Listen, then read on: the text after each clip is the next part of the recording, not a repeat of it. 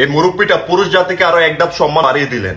শীতের দিনে বাতাস যাতে কম ঢুকে এই জন্য আমি একটা গরু ঘরে পর্দা দিছি। এইটা গরুতে প্রসাব করে ভিজিয়ে ফেলাইছে, ওরা একদম তাজা প্রসাব, মানে পানিটা দেখা যায়।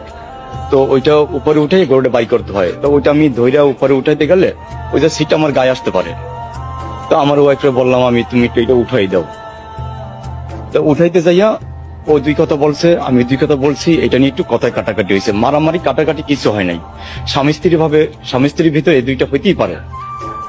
হ্যাঁ, কিন্তু এমনি আমরা দুজন খুব খুব ভালো ছিলাম, খুব হ্যাপি ছিলাম আমরা দুজন।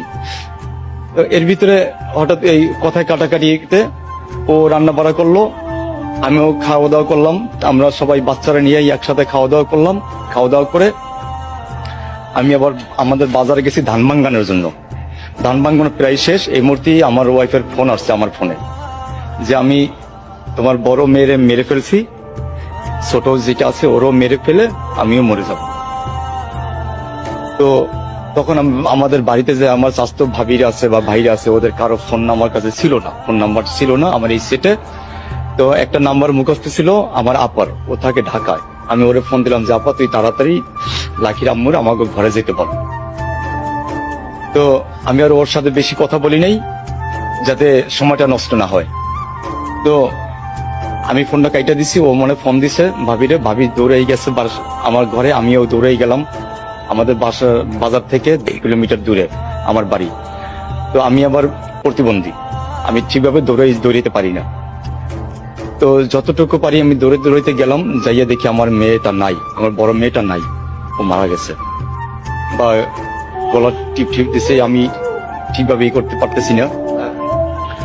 সম্ভবত ঘরে ওই যে চাউলের ওষুধ ছিল হয়তো বা ওগুলো খাইছে, কিন্তু ও ওইটা খাইছে, ওর মুখের থেকে গন্ধটা পাইছি আমার ওয়াইফের। তখন আমি ভাবিরে বললাম যে ভাবি ও আমার কাছে বলছে এই কথা যে ও মরবে, ও তো মনে হয় খাইতে পারে।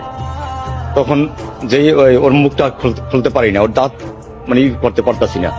পরে আমি জোর করে এরকম দাঁত করলাম, করার পরে ভাবি ওর মুখে, আমার বড় ভাই বউ, উনি ওই তেঁতুল দিল, মুখে চুল ঢুকাই দিল, অল্প একটু বমি করছে। এর ভিতরে ভ্যান চলে আসে, ভ্যানে করে মুলাদি নিয়ে যাই, মুলাদি নিয়ে ওয়াশ করে ওখান থেকে আবার এখানে নিয়ে আসে। আমি যদি ফাঁসি চাই কি লাভটা হবে আমার বলেন? আমি কি আমার মেয়েটাকে ফিরে পাবো না। আরেকটা যে ছোট মেয়ে আছে, আর জীবনটা নষ্ট হয়ে যাবে। আমি নষ্ট হতে দেবো না আমার এই মেয়েটাকে। একজন তো ফেলে গেছে যায়, আরেকজন যে আছে আমি ওরে নষ্ট হতে দেবো না। আমি এই স্ত্রী কিনে থাকবো, আমি কোনো মামলা করবো না, আমি কোনো মামলা যাব না।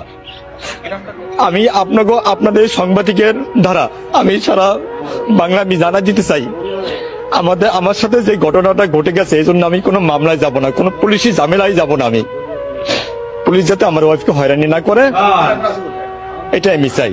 আমরা আবার একসাথেই থাকবো ইনশাল্লাহ। এটাই হলো একজন প্রকৃত মানুষের কাজ। আবারও প্রমাণ হলো পুরুষ এক নারীতে আসক্ত, আর ছেলেদের মন কতটা বড় এটাই হচ্ছে তার প্রমাণ। কথায় আছে সাপকে বিশ্বাস করা যায় ভাই, কখনো মেয়েদেরকে না। পুরুষ মানুষ কখনো তার ভালোবাসা দেখাতে পারে না, কিন্তু প্রমাণ করতে পারে, আর এটাই হলো একটা প্রমাণ।